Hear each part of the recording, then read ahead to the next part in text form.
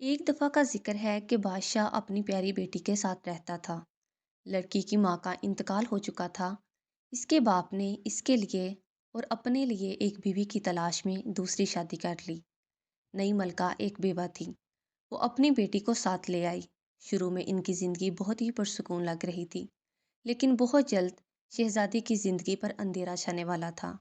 फिर एक रोज़ बादशाह को जंग पर बुला लिया गया और सुतीली माँ ने अपनी असल फितरत दिखाना शुरू कर दी और उससे कहने लगी, ये तुम्हारा घर नहीं है, तुम सिर्फ एक बोझ हो।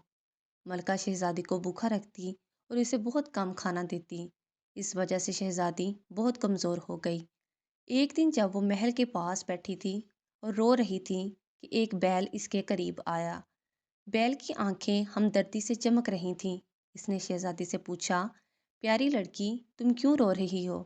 शहजादी ने जवाब दिया, मेरे बाबा जंग पर गए हैं और मेरी माँ ने मुझे मरने के लिए भूखा छोड़ दिया है। बैल ने कहा, ऐसा करो, मेरे कान में एक चांदी का कपड़ा है, वो निकाल लो। तुम जैसे ही उसे ज़मीन पर बिछाओगी, तुम्हारी मनपसंद चीज़ें तुम्हारे सामने हाजिर हो जाएंगी। फिर शहजादी ने बैल के कान में से एक चमकता हुआ कपड़ा बाहर निकाला। जब उसने कपड़े को ज़मीन पे फैलाया तो उसके सामने मज़ेदार खानों का एक दस्तरख्वां आ गया। इसने पेट भर के खाना खाया और कपड़े को अपने पास संभाल लिया। जल्द ही सौतेली माँ को पता चल गया कि शहजादी किस तरह खाने का इंतज़ाम कर रही है। जब बादशाह वापस आया तो इसने बीमारी का बहाना किया। मलका ने ड्रामाई अंदाज में बादशाह को बताया कि हकीम ने कहा है कि मैं सिर्फ बुरे रंग के बैल के गोश्त से ही सेहतयाब हो सकती हूँ। बादशाह मान गया। जब शहजादी ने इनकी बातें सुनी तो वो उदास हो गई और बैल के पास गई और उससे कहने लगी कि मेरे घर वाले तुम्हें मारना चाहते हैं और मैं ऐसा होते हुए नहीं देख सकती। चलो यहाँ से चलते हैं। बैल ने कहा, प्यारी दोस्त, तुम रोती क्यों हो? हम ज़रूर यहाँ से चले जाएंगे, मगर तुम वादा करो कि तुम मेरा हर हुक्म मानोगी। शहजादी मान गई। वो दोनों महल छोड़कर भाग निकले। सफ़र करते हुए उनका गुजर एक ऐसे जंगल में से हुआ जो कि तांबे का बना हुआ था, जहाँ के दरख्त सूरज की रोशनी में चमक रहे थे। बैल ने शहजादी को खबरदार किया कि वो यहाँ से कुछ भी ना छुए और ना ही कुछ तोड़े, वो कितना ही खूबसूरत क्यों ना हो। शहजादी ने वादा तो कर लिया, लेकिन जंगल की खूबसूरती देखकर उसने एक तांबे का पत्ता तोड़ लिया। बैल ने शहजादी से कहा कि इस पत्ते को संभाल के रखना, ये तुम्हें ऐसे वक्त में काम आएगा जब तुम किसी मुश्किल में होगी। फिर वो दोनों चांदी के जंगल में जा पहुंचे, जहाँ के दरख्त चांदी की तरह चमक रहे थे। बैल ने दोबारा शहजादी को खबरदार किया कि वो यहाँ से कुछ ना तोड़े, मगर शहजादी ने फिर जंगल की खूबसूरती से मुतासिर होकर चांदी का एक पत्ता तोड़ लिया। आखिर में वो दोनों एक सुनहरी जंगल में जा पहुंचे, जहाँ के सारे दरख्त सोने की तरह चमक रहे थे। बैल ने शहजादी को फिर खबरदार किया। शहजादी ने फिर से एक सोने का सेब तोड़ लिया। आखिरकार चलते चलते वो एक खूबसूरत महल के सामने जा पहुंचे। बैल ने शहजादी से कहा कि ये वो जगह है जहां उन्हें अब जुदा होना होगा। इसने शहजादी से कहा कि इससे आगे वो इसके साथ नहीं चल सकता, लेकिन इससे पहले शहजादी को एक काम करना होगा। बैल ने शहजादी को बताया कि शहजादी ने जो कुछ जंगल से हासिल किया है इसे चट्टान में छुपाना होगा। शहजादी ने सब कुछ छुपा दिया। ये कहकर बैल वहां से चला गया। शहजादी ने अपनी खूबसूरती छुपाने के लिए अपने ऊपर एक चादर ओढ़ ली और महल में काम मांगने लगी। खादमों ने उसकी बोसीदा हालत देखकर उसे काम दे दिया।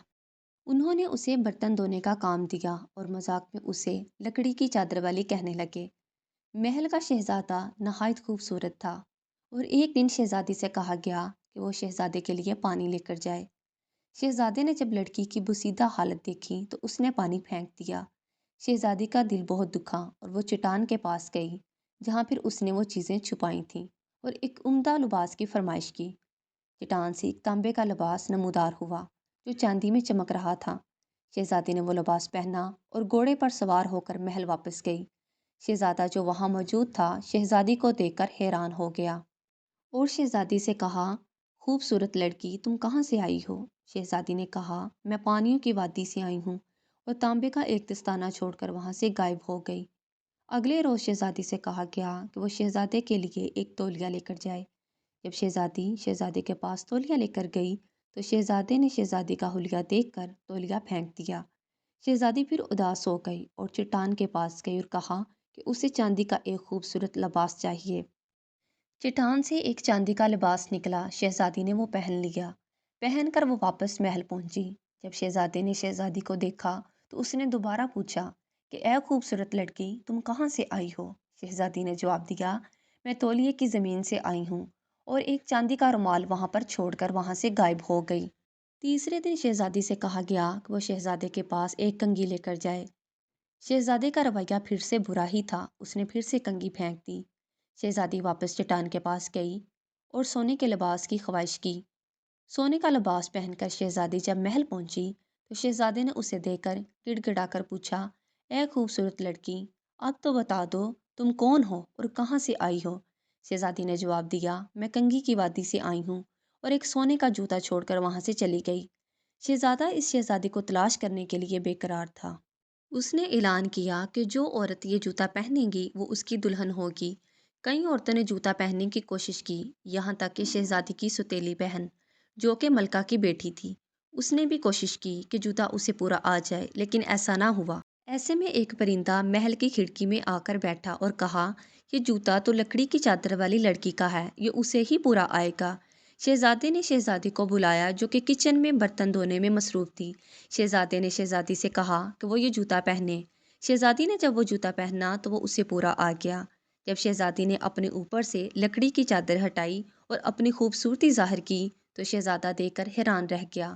وہ شہزادی کے پاس آیا اور شہزادی سے شادی کی پیشکش کی، جسے شہزادی نے خوشی خوشی قبول کر لیا، اور اس طرح